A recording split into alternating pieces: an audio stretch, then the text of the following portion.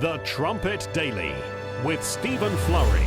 Hello again, everyone, and welcome back to the Trumpet Daily radio show. A little bit of a dreary day outside here at Edstone, but the birds are out in full force. I got a little window bird feeder attaches to the window at my office, and today's the first day that the birds had the courage to come right up to it and eat. So if I'm a little distracted today, it's because I've been doing some much-needed bird research, trying to figure out some of the varieties that they have here in the Midlands. Back in Edmond, typically we'll see cardinals and blue jays and what else? Chickadees. But over here, it's a fair bit different. Beautiful, beautiful birds. However, one particular bird, Ariana tracked this down for me, the nuthatch.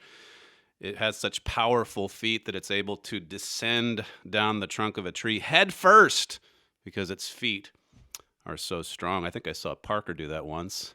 Very powerful, powerful descent down tree trunks, of all things. So I'll keep you posted. I remember a lecture years ago, I think Ryan Malone gave it, on birds in the Bible. We've done some study on Shakespeare. Shakespeare had a lot to say about varieties of birds. So this would be a nice segment. We'll have to think about that down the road. On today's show, however, we'll talk about the book of Origins. We finished the program yesterday going through Genesis 1, and we'll continue our study through Genesis 2 and maybe bits of Genesis 3 as well. As I said on yesterday's show, Herbert Armstrong used to emphasize the importance of a right foundation.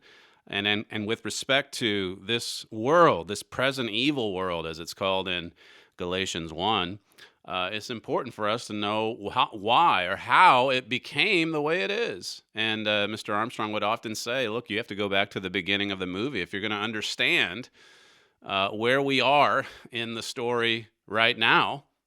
So we'll focus on that perhaps for the next few programs with our Bible study segment.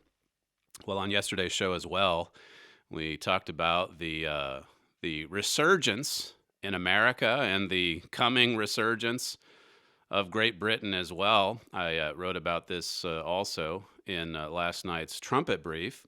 So you should be right up to speed with that following the historic election that we had here in Britain just a few days ago, last Thursday. And we're already beginning to get a sense of Boris Johnson's take on Brexit.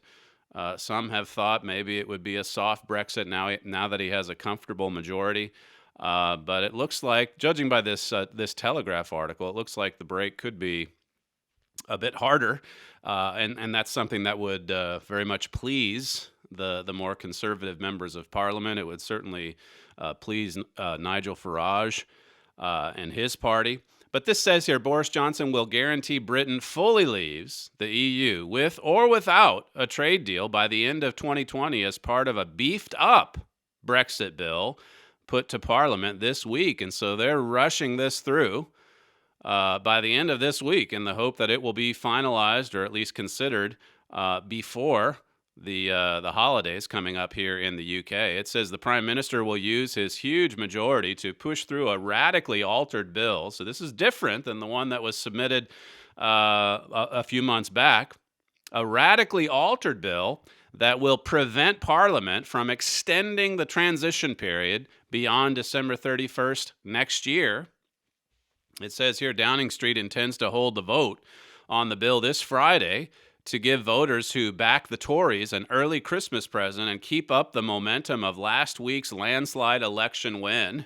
So he wants to build on this historic election, this overwhelming victory for the Conservative Party. As I say, we discussed this yesterday.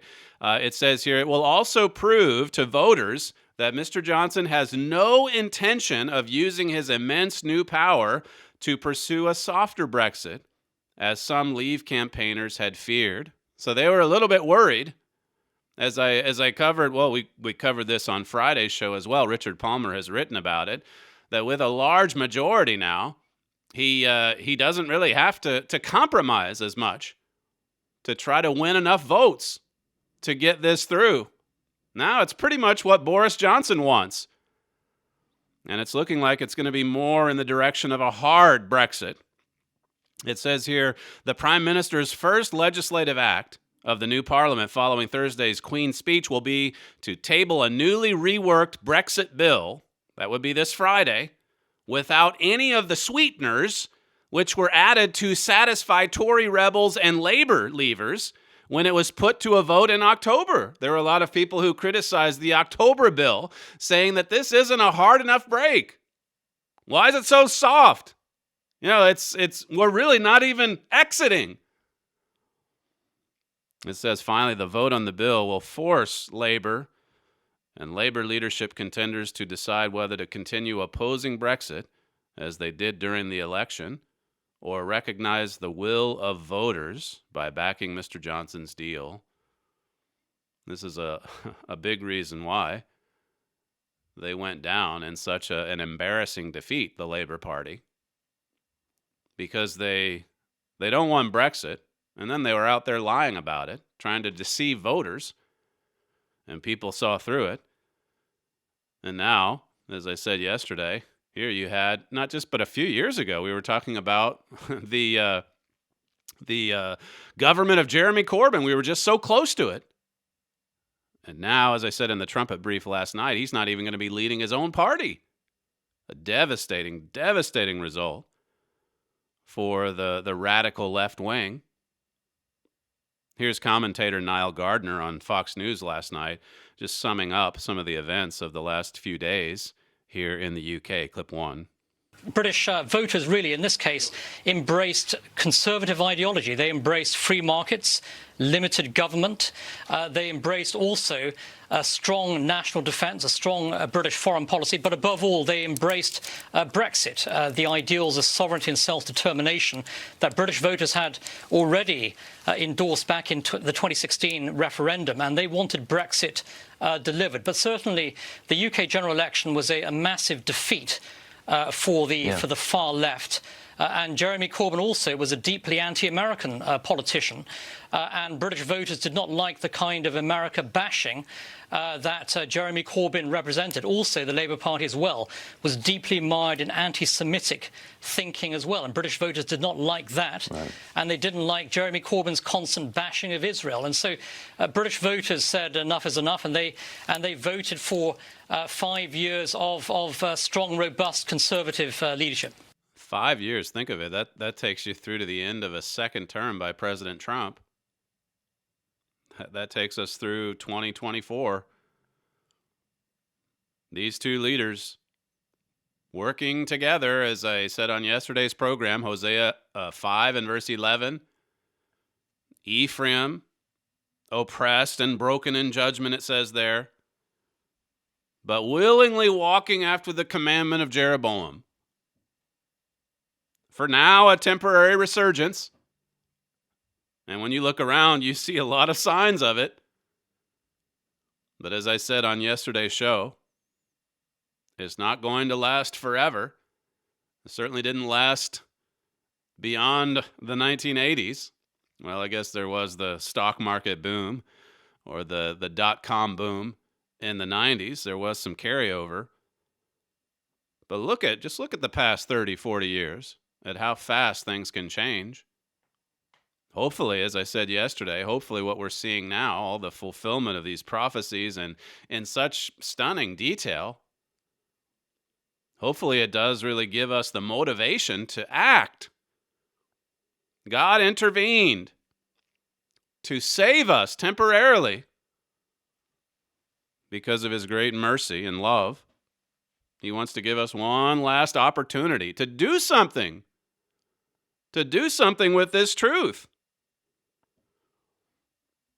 Here in the States, or over in the States, I should say, Peter Navarro, now he works for the Trump administration, so this is especially positive, the way that this is presented, but still, so much of it, you can't deny the facts.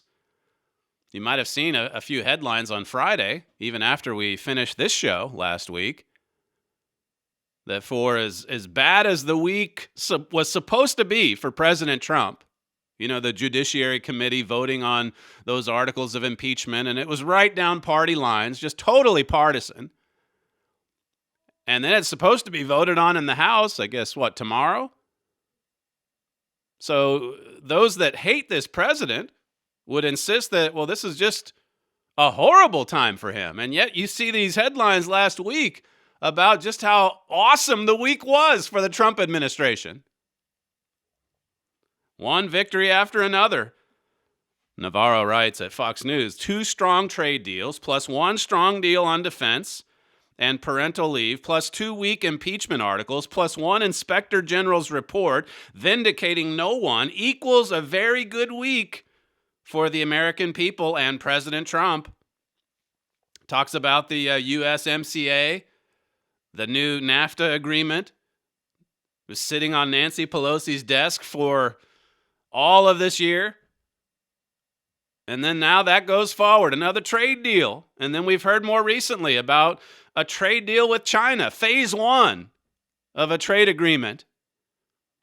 China's finally buckled. But this USMCA, the forecast for that, it's to create 75,000 new automotive jobs and almost 200,000 jobs overall.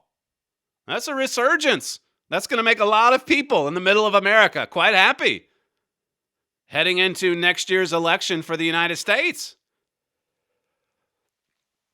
It says here, now switching back to China, it says the centerpiece of that deal is a strong and effective enforcement mechanism. The United States can impose proportionate penalties without fear of retaliation if China violates the deal's provisions on intellectual property, theft, forced technology transfer, or currency manipulation. So it gives the United States quite a bit of leverage. It says, in another boon for American farmers, China has also committed to a dramatic increase in purchases of pork. Well, that's not so good health-wise. But anyway, soybeans and other agricultural products. So the farmers are happy. It says, to ensure China negotiates in good faith on phase 2 of the deal, tariffs will remain in place on over $350 billion of Chinese imports. So it's just phase 1, but that sounds pretty good for the United States. Here's Larry Kudlow. He's in the Trump administration, but here he is talking about the hundreds of billions of dollars that are going to be flowing into the United States because of these deals. Clip 2. Literally hundreds of billions of dollars of new direct investment are going to come into the United States in the weeks, months, and years ahead. All of this investment, and then, of course, you see the stock market this year. It's up like 25% from where it was at the start of the year. Here's Kudlow commenting on that as well. Clip 3. Stocks up 25% this year tell me next year's economy is going to be stronger. That's a very good thing. Now, if the economy's stronger next year, going into the election next November, it's no wonder the radical left is in a state of panic. They know all the signs are there. They know their Hail Mary is the impeachment, and that's not going so well. I'll come to that in just a second. Let me just let you hear what the president himself said yesterday about the economy, the stock market, jobs, and then all the reduction in regulations as well. This is clip 4. We've had a very big day in the stock market today, as you know. That will be 133 days where we set a new record, and that's fantastic. Our jobs numbers have come in fantastically well, really well, and we're talking about a lot of deregulation. We're talking about various tax cuts and various tax incentives, so they continue onward with what they're doing. But this is a meeting that was set up, and it was set up a while ago, and I think they're very happy about the fact that we have cut regulations like nobody in the history of our country. We have, in less than 3 years, we've cut more regulations than any president for their full term or terms. That's astounding. He was talking there, by the way, about a meeting set up with the governors, some of the governors of the United States, and just how well received his tax cuts and the reduction of regulations to eliminate more regulations in 3 years than any other president's done in 1 or 2 terms. That's from the president himself. And then you think, and we've brought this out a number of times on the program, all of these judicial appointments that Senator McConnell has been pushing on through the Senate, even as the Democrats are so obsessed with conspiracy theories and weak articles of impeachment with no evidence. This is from MSNBC yesterday about the judicial appointments, clip 5. The Trump administration has done more to shape the courts in just one term than any other president in recent history. It's a strategy that will affect the laws of the land for years to come. Let me show you a bit about this. Since taking office, President Trump has nominated a whopping 234 federal judges, 174 of whom have been confirmed. These confirmations are broken down by U.S. district courts, the U.S. Courts of Appeal, and the Supreme Court. And while the president has two Supreme Court nominations under his belt, Justice Neil Gorsuch and Justice Brett Kavanaugh, the Court of Appeals is where the Trump administration has had the most influence. Right now, according to the Federal Judicial Center, more than 1/4 of active judges in the United States are Trump appointees. And that's so significant because, as has been pointed out at a number of sources, the Supreme Court only hears like 1% of the cases submitted there. So the judgments made at the Court of Appeals, in most cases, it's final. And here he's appointed 1/4. He's only been in there 3 years. And he's appointed 2 for the Supreme Court and then 25% for the appeals level. That's some astounding results in this administration. A surge, if you will. And then even the way, and this was brought out yesterday in the piece by Victor Davis Hanson, even the way he's responding or reacting to the attacks from the radical left, even the articles of impeachment. There's a piece at the South China Morning Post today about Teflon Trump, as it says. For him, impeachment is the Olympics. He kind of likes it. He's long been considered a counterpuncher. It says here, impeachment is about the worst thing that can happen to a president, unless that president is Donald Trump. And then further on, it says, there's no question that having that historic asterisk as only the third U.S. president ever impeached will hurt him personally. But it's equally true that the Republican adores a good fight. And impeachment is the Olympics of Washington brawling. He's happy to roll up his sleeves and go at it. He's up for a good brawl. And he knows no matter how they vote tomorrow, and it's looking like the Democrats have enough to push it on through to the Senate, but this is a president who knows he's winning in the court of public opinion. He knows it. Listen to CNN last night about new polling, clip 6. Kirsten, are you surprised by these numbers? I mean, the idea that support for impeachment has gone down among Democrats. Yeah, that is very surprising, and it's a pretty big drop-off. I think it was from 90% in the last poll to 77% in this poll, and that doesn't make sense, really. It doesn't make sense. Even Democrats are losing interest in impeachment. That's a pretty big drop-off, as she said there, to be losing some of your base over these articles of impeachment. The resurgence, I'll refer you to the latest trumpet brief, the one we sent out last night. I assume I didn't check actually, but I assume it's posted somewhere at the website today. Well, let's see. Maybe we can take just a short break, and then I'll come back with a few other newsy items before we finish today with our Bible study. You're listening to Stephen Flurry, and this is the Trumpet Daily Radio Show. We'll be right back.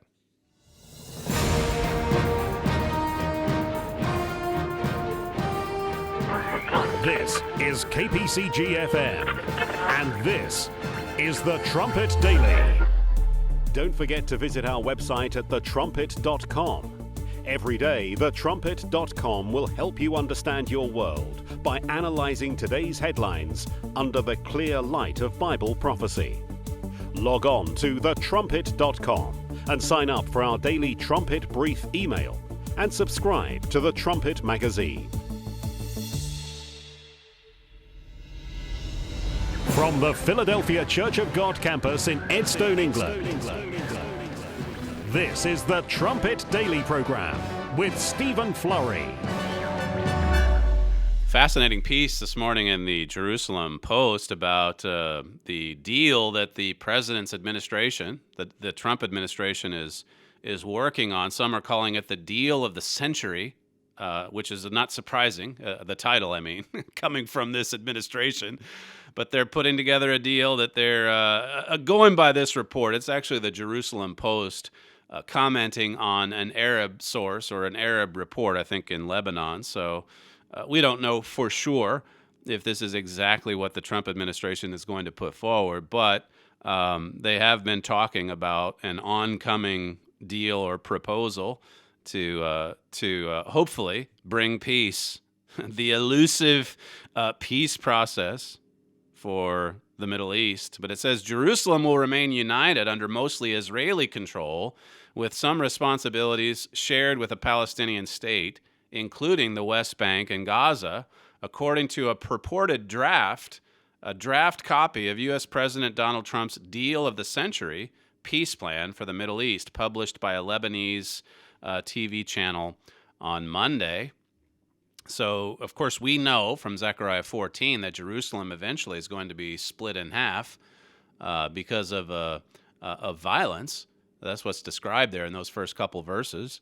But this is talking about a deal that would give Israeli control to Jerusalem, but that would create a Palestinian state in, I guess, part of Judea and Samaria, or what's called the West Bank today.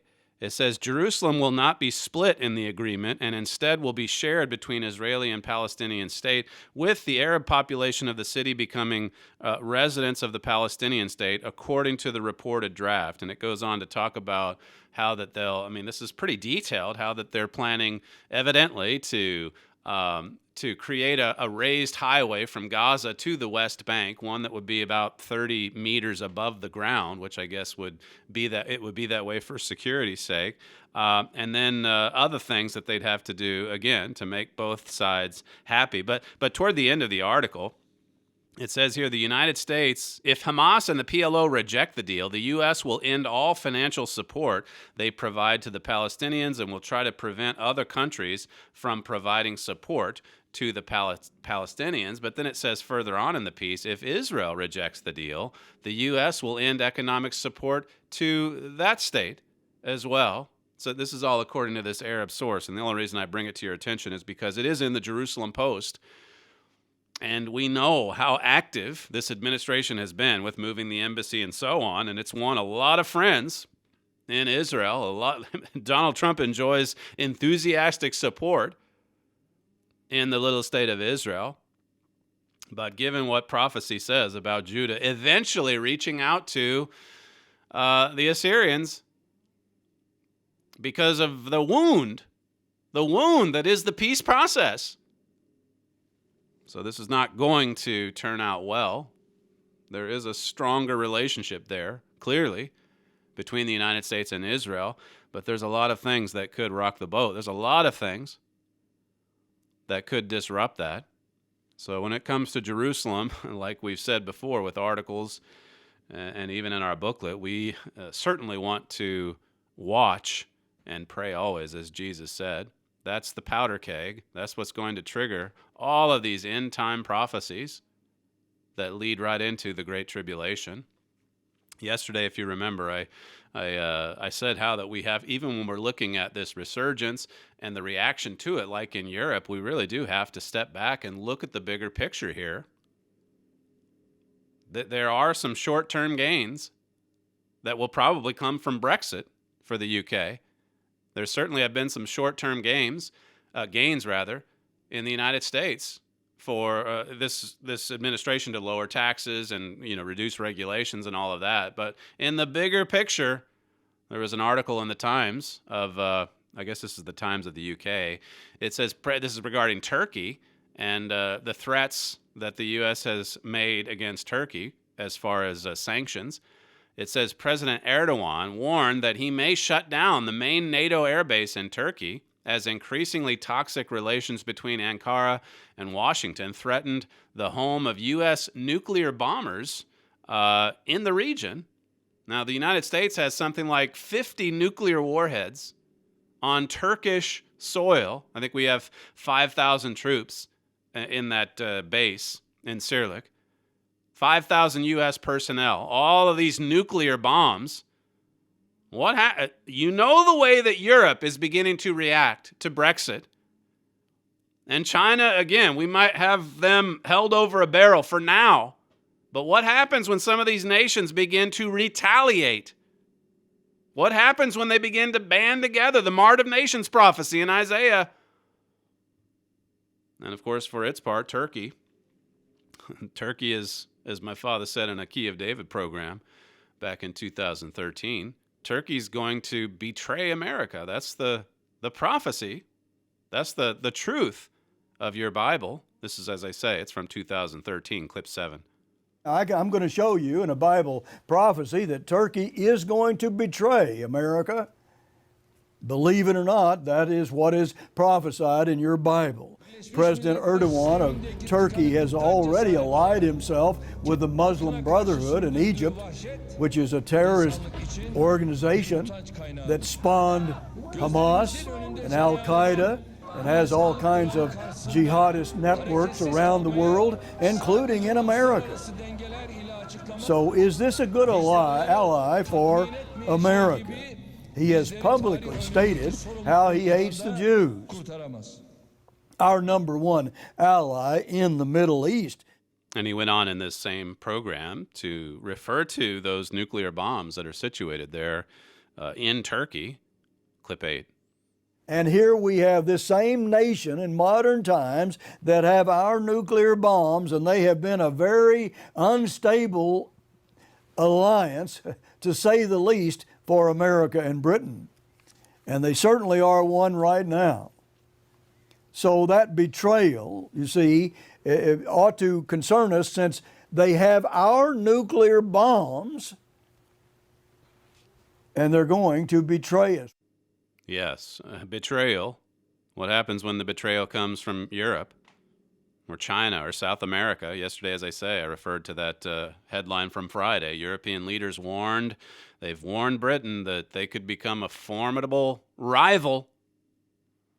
You see the rise of nationalism all over the world. We see it in the United States and Britain, yes, but it's also happening elsewhere. Each nation looking out for its own. And what did Jesus say? In the end time, we're going to see wars and rumors of wars. Nations rising against nations. My father has a new program coming out this weekend on France. France and Europe. It's titled France is Fulfilling Bible Prophecy. And he makes the point in there that I referenced yesterday about France being somewhat of a spokesman, but how that it's Germany maneuvering and pushing behind the scenes. We know it's going to be downsized to 10 kings, as Revelation 17 says. And Germany's right at the heart of it, as Mr. Armstrong always said. But Germany also has an ugly history. And so it uses France, or Macron, as sort of the front man. This clip from the new program, I'll just whet your appetite, but this is coming out this Friday. And it's my father talking about that prophecy in Genesis 49, and how France is prophesied to be as unstable as water. Here he is from this coming weekend, clip 9. Then in verse 4, it's talking about really what Germany wants. They want a European army. They want a Holy Roman Empire army. They've always wanted that. They planned for this since before the end of World War II. And we need to see what God is doing and why God is allowing it to happen. In fact, is even putting it in their minds to do it. Revelation 17 and verse 17. So Macron is just floating the idea and letting everybody know that this is what is coming. Germany is going to see to it, whether the rest of Europe likes it or not, and a lot of them are not going to like it, and so it's going to be pared down to 10 kings. The rest of them will exit like Britain is doing even now. And Britain is doing that because they know Europe is anchored to Germany, and they know this is going to end to something very, very dangerously wrong. That's what Prime Minister Margaret Thatcher was talking about. She could see that coming early on, and that really caused her to be ousted as Prime Minister. That's a clip from my father's upcoming program. France is fulfilling Bible prophecy. An excellent summarization there of some of these dramatic prophecies we're seeing unfold before our eyes. The National Interest had a piece just today or yesterday. Is the German Navy making a comeback? This is something we want to keep our eyes on because, like my father said in that clip I just played, they've been planning this since the end of World War II. They've been planning. And if you know anything about German history, they can move awfully fast. They can strike with blitzkrieg force. The National Interest says Germany's new submarine is as stealthy as any nuclear-powered sub. The German Navy was a pioneer in large-scale submarine warfare. Well, it talks about, again, World War II, that period, and how much of a problem it was for the UK and for America.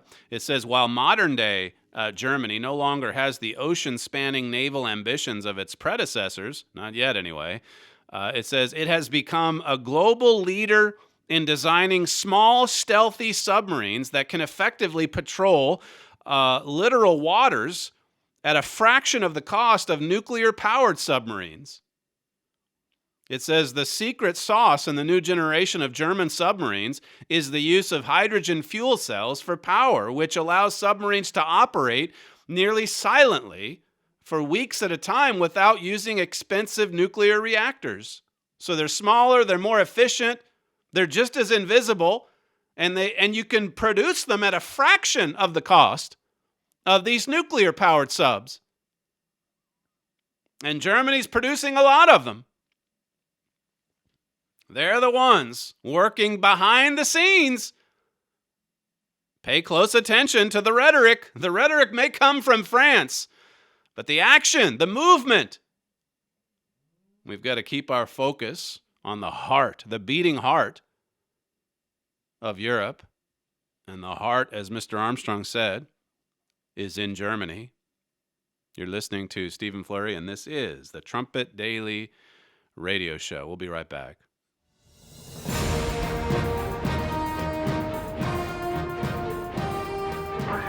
This is KPCG-FM, and this is the Trumpet Daily.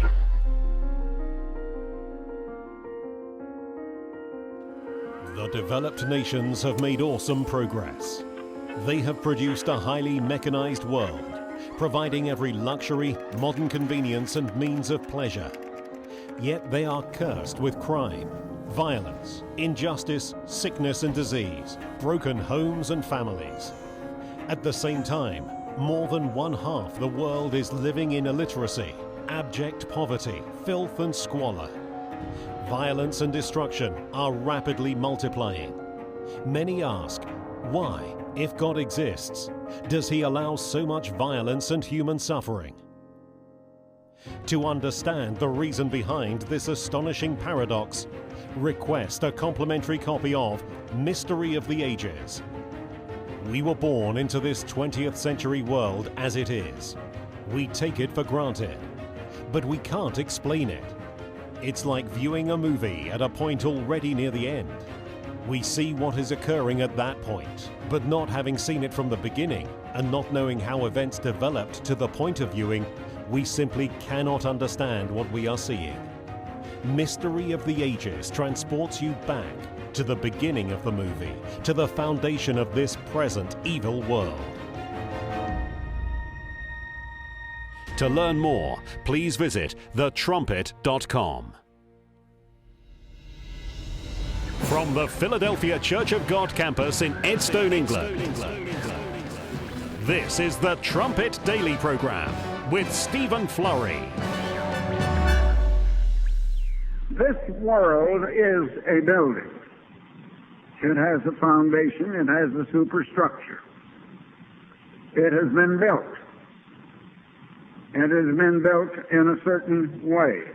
Now we read in Revelation, the 13th chapter, and in verse 8, in the middle of the verse, it talks about the Lamb of God slain from the foundation of the world. The world was built on a foundation. You build a house or a structure on a foundation. That's Herbert Armstrong from 1983, using the analogy of a building.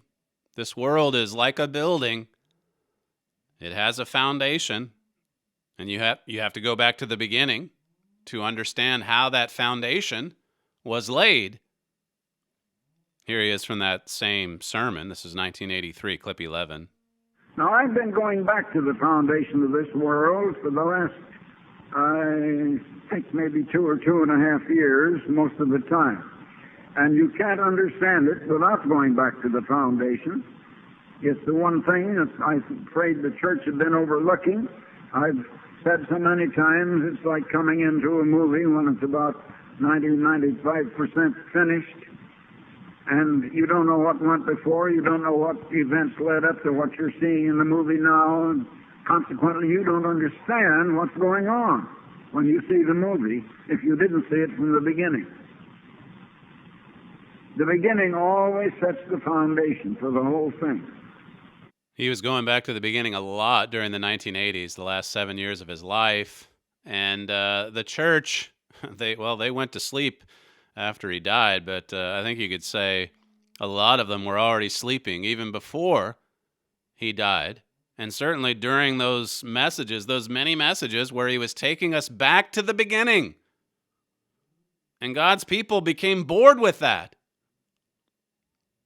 They were snoozing spiritually. And yet that's the foundation. Genesis 2 and verse 7 says, "And the eternal God formed man of the dust of the ground." We talked about the special creation of man on yesterday's program. We were formed of the dust of the ground, just like the animals. God breathed into his nostrils the breath of life, and man became a living soul. We're all nephesh, the beasts of the field, and human beings, but there are some stark differences. 1 Corinthians 2 gets into that.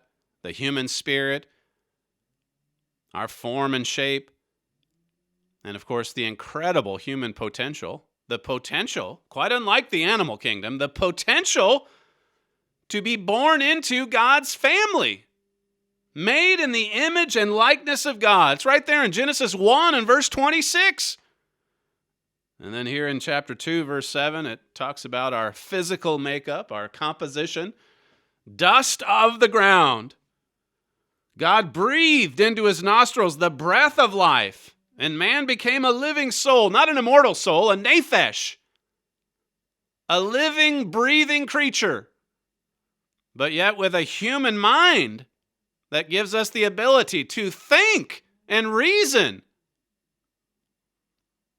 Verse 8, "And the eternal God planted a garden eastward in Eden, and there he put the man whom he had formed." So God placed the man in a specific location and for a specific purpose.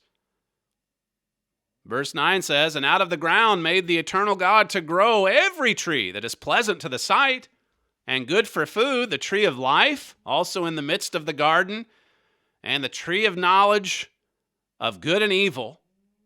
So these two trees represented two ways of life. I can almost hear Mr. Armstrong saying it. He went back to this so often The tree of life. God life. God's knowledge. God's spirit.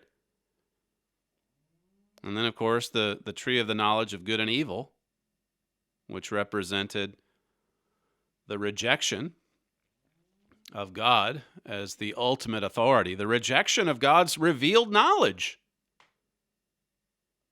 Verse 15, it says, "And the eternal God took the man and put him in the Garden of Eden to dress it and to keep it."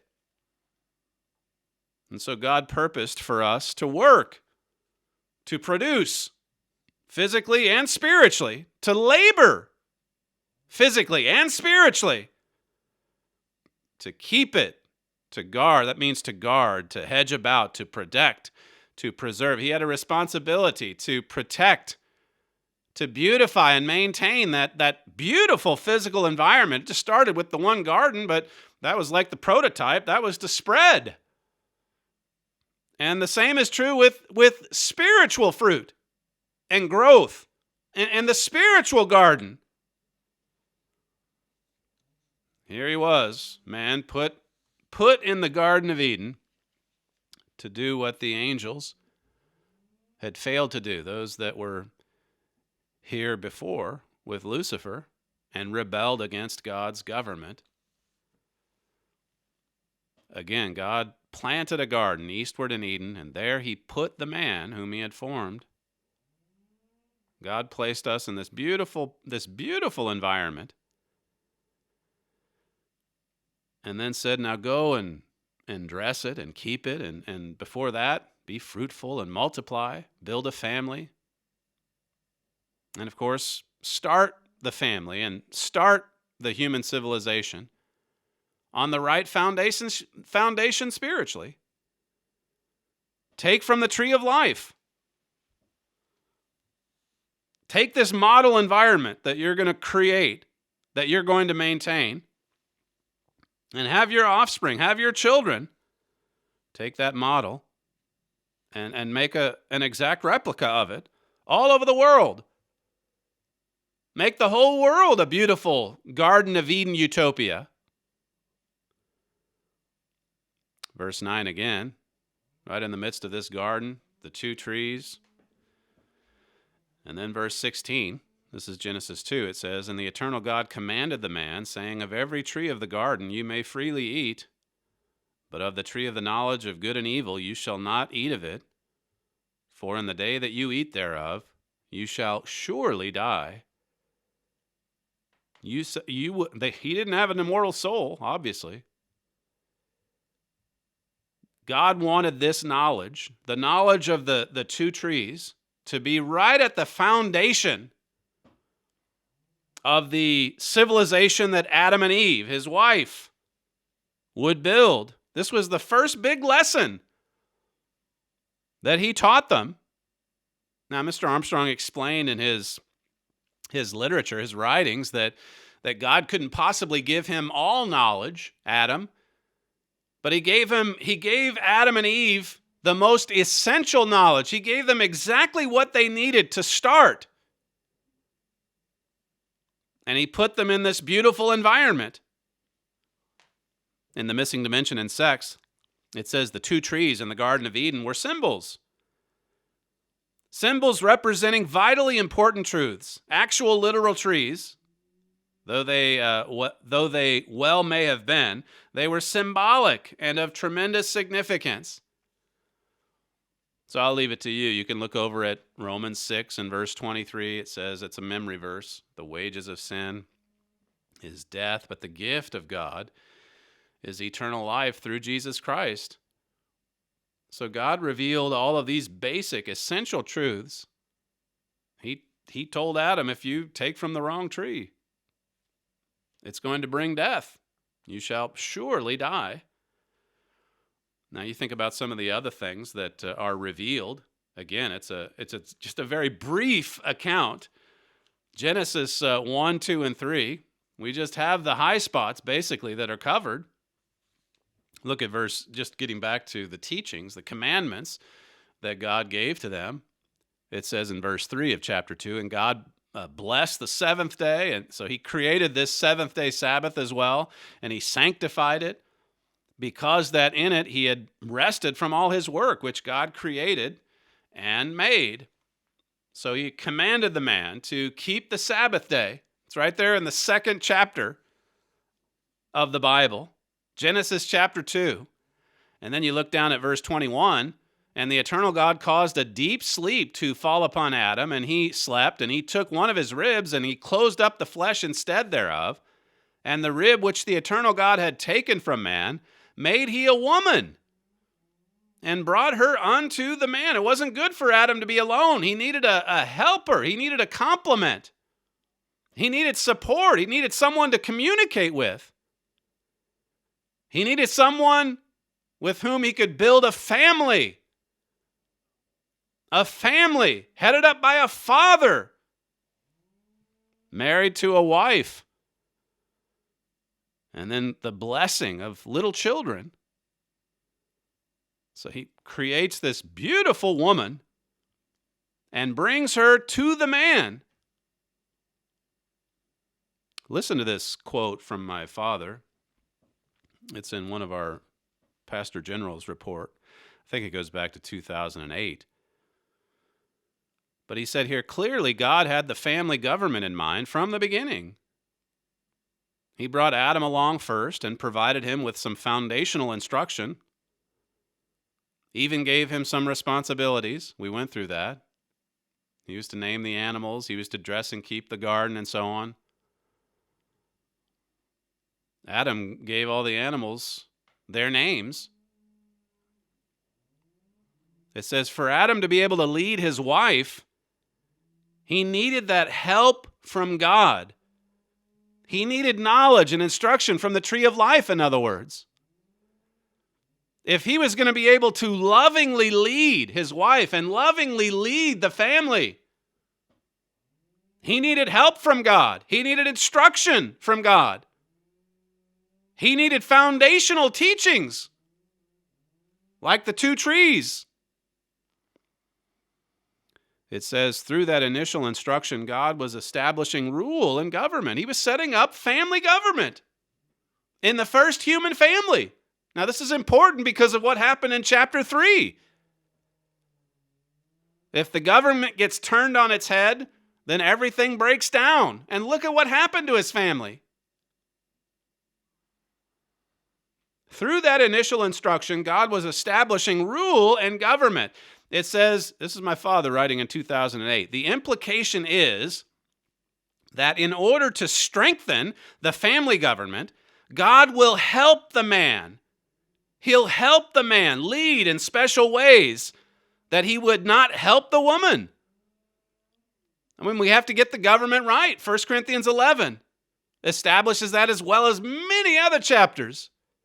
But here is my father, based on this chapter of the Bible, Genesis 2, saying that if a man is submissive, if a man is seeking God's help and power, that God will help the man in a special way to lead in love, to lead the family. What a blessing it is, God's family government. But you look at this world, this unhappy, miserable world.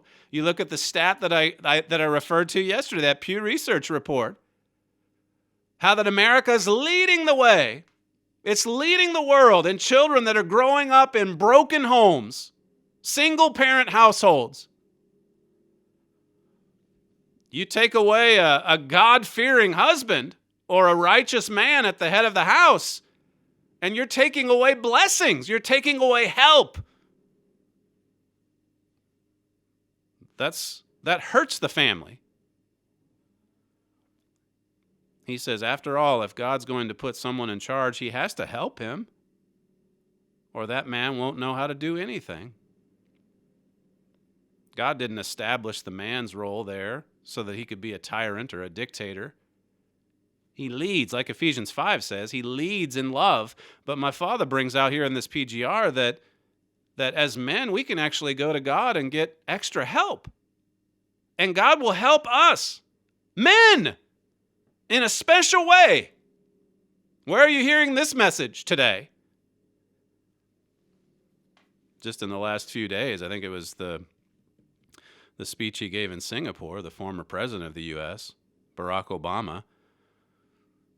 And he was there talking about how that if every nation in the world was led by a woman for 2 years, that we'd see significant improvement right across the board about everything. Just overwhelming, I guess. If we had a woman in charge, it's so easy for these men to pander to minority groups or to women. But what is the truth of the Bible? Here's the former president going around saying that the problem with this world, it usually gets back to old people, usually old men. The old men are the problem, he said. And then his supporters in the media, they took this and, of course, ran with it. This is what you would have heard on CNN last night, clip 12. So I think that women rule the world, and I don't care if people criticize me. The thing is, people don't criticize you for that. You receive universal praise for saying things like that. That's why they're all out there saying it. God takes a different position. God says to men, look, step up and lead. He says in Isaiah 3, the men have gone missing. We've got to step up to the responsibility we have in the home. And if we do it, the implication here in Genesis 2 is that God will give us special help. He will help us in special ways. It's just that important. Family government. It's right at the heart of how to build a civilization God's way.